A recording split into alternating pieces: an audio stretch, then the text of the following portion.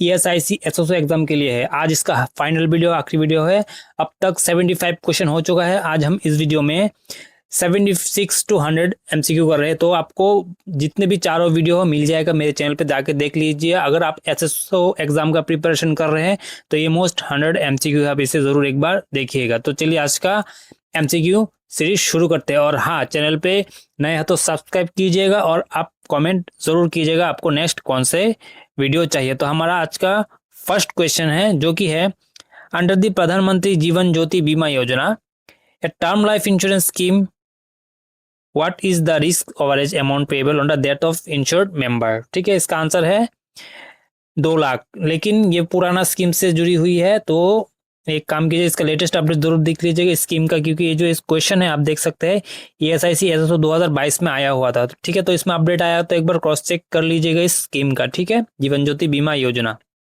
चलिए देखते हैं next question. What is the targeted age enrolment eligibility for the Pradhanmantri Suraksha बीमा योजना। ठीक है, 18 से 50 जो भी ऑप्शन देख सकते हैं, इसका सही आंसर आप कमेंट कीजिएगा। तो इसका सही आंसर है हमारा ऑप्शन सी, 18 से 70 ईयर्स तक। ठीक है, चलिए देखते हैं next question.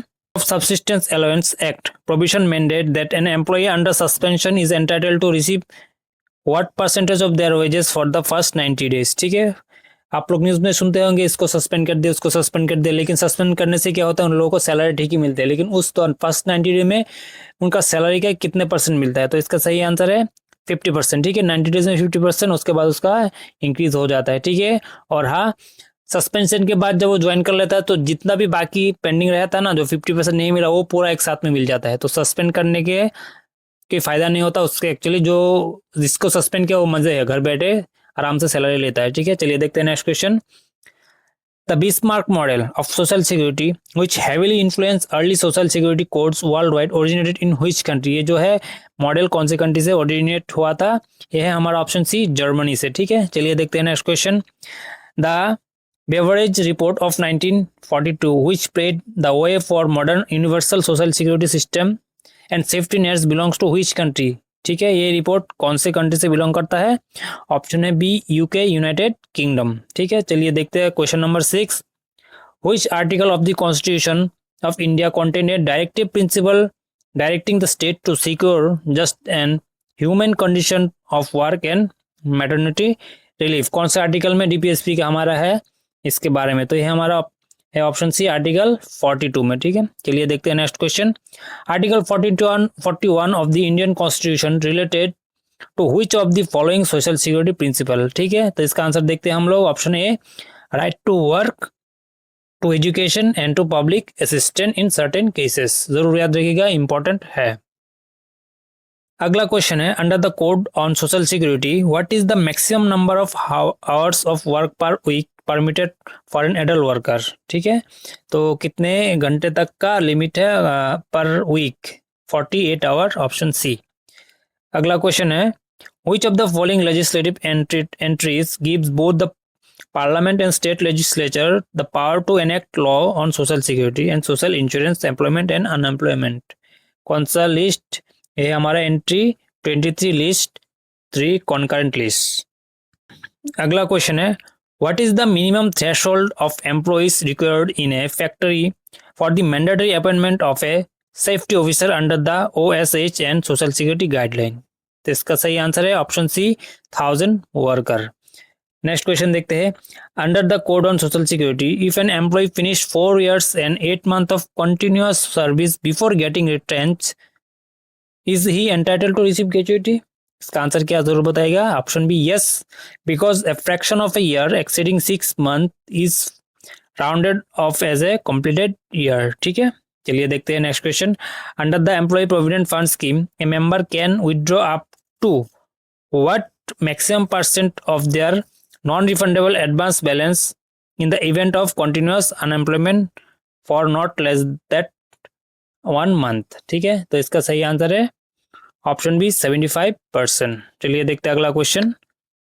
The international body dedicated to promoting social justice and international recognise human and labour rights which defines baseline social security parameter is ILO, international labour organisation. ठीक है, चलिए देखते हैं next question. India ratify the ILO convention number 102 concerning the minimum standard of social security across the how many of its core branches. Option D है India has not ratified convention number 102, ठीक है, India ने इसे ratified नहीं किया है। Under the ESI act 1948 the term dependent includes which of the following individual automatically without proving actual financial dependence. तो इसका सही आंसर है विडोड मदर, ठीक है। What is the time limit within which an employer must register his factory establishment under the ESI Act after it become applicable? कितने दिनों में? इसका सही आंसर है ऑप्शन बी 15 days। चलिए देखते हैं next question. If an employee dies due to occupational disease listed under Part A of Schedule 3 of the Employee Compensation Act 1922, the employer liability answer है option C arises automatically as it is deemed an employment injury. What is the minimum number of days a continuous contractual worker must serve under the employer to receive equal statutory protection under the code? तो इसका सही answer है no minimum threshold coverage starts from day 1, ठीक है। चलिए देखते हैं अगला क्वेश्चन।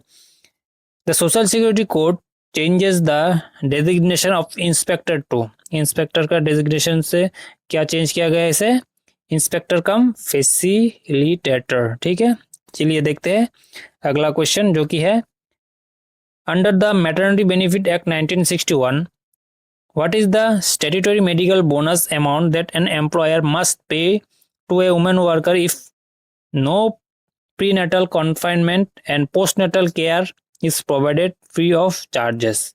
तो इसका सही आंसर है ऑप्शन बी 3500, ठीक है। चलिए देखते हैं अगला क्वेश्चन।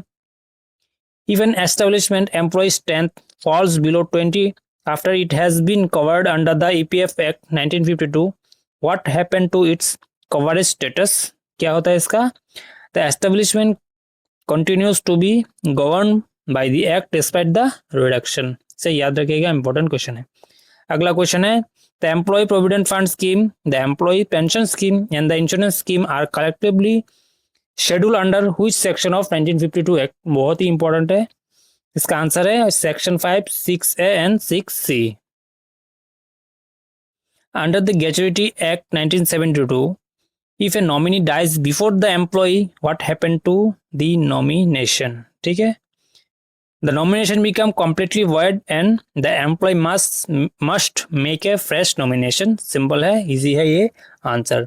देखते हैं हमारा नेक्स्ट क्वेश्चन जो कि है under the code of social security 2020 what is the maximum limitation period beyond which no inquiry for determining the dues from an employer under EPF ESI provision can initiated? तो answer है इसका option B 5 years। तो आज का आखिरी question और इस series का हमारा आखिरी क्वेश्चन है। अब तक वीडियो अच्छा लगा तो चैनल को सब्सक्राइब करके कमेंट जरूर कीजिएगा। तो आज का आखिरी क्वेश्चन है which central authority is empowered to frame schemes for the dynamic platform and gig workforce under the code of social security 2020? ठीक है, तो इसका सही आंसर है सेंट्रल गवर्नमेंट, ठीक है। तो ये रहा हमारा 100 क्वेश्चन। चारों वीडियो आपको चैनल पे मिल जाएगा, आप लोग जरूर देखिएगा और कमेंट कीजिएगा, चैनल को सब्सक्राइब करके रखिएगा, ठीक है। मिलते हैं नेक्स्ट वीडियो में।